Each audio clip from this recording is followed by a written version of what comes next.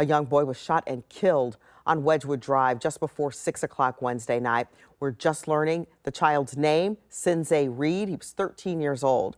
10 TV's Kiana Dyches is live with more on what happened and what police are saying about youth violence there. Kiana.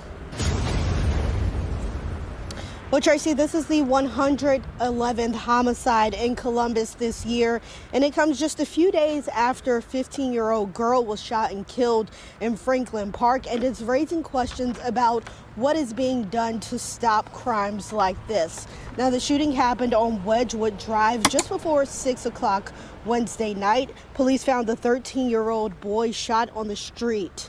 In Mifflin Township, medics took him to Doctors West Hospital, where he later died. The man accused of killing a 13-year-old is being held on a $1 million bond. Columbus police say Krieg Butler shot Sinzae Reed on Wednesday night in the Hilltop neighborhood.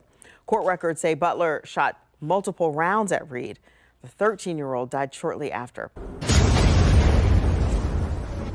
Some community members are questioning the process of the Franklin County prosecutor. They gathered outside his office today to call attention to the specific case of Krieg Butler. He was charged with the murder of 13-year-old Sinzae Reed 2 weeks ago, and his case has since been dismissed by the municipal court. NBC4's Anna Hoffman has been digging into this situation, and she joins us now live. So, Anna, how often does this typically happen?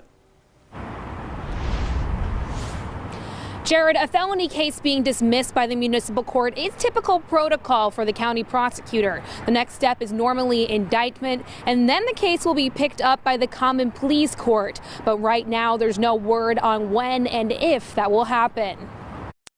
No justice, no peace.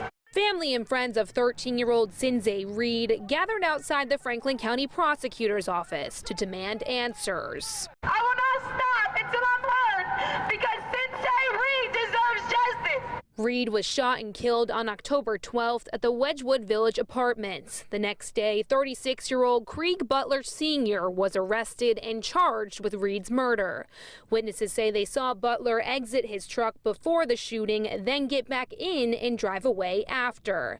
Butler appeared in court later that week where he was arraigned on those murder charges, and he claimed it was self-defense.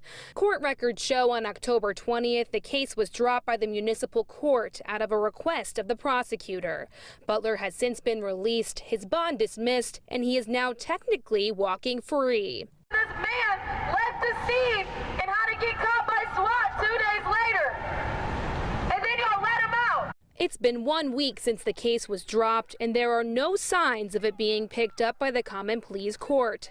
We reached out to the county prosecutor, Gary Tyak's office, for clarification on this issue. They sent us back a statement which says, in part, the municipal court does not have jurisdiction to hear felony cases except for a limited period of time. It is standard practice for almost every felony case filed in municipal court to be dismissed.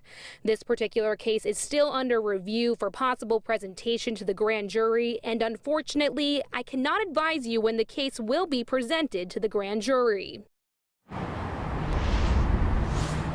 Since this statement does not tell us much about what comes next in this case, I tried reaching out to the prosecutor's office to learn more. They told me they have no further comment. To read their full statement, head to our website, NBC4i.com.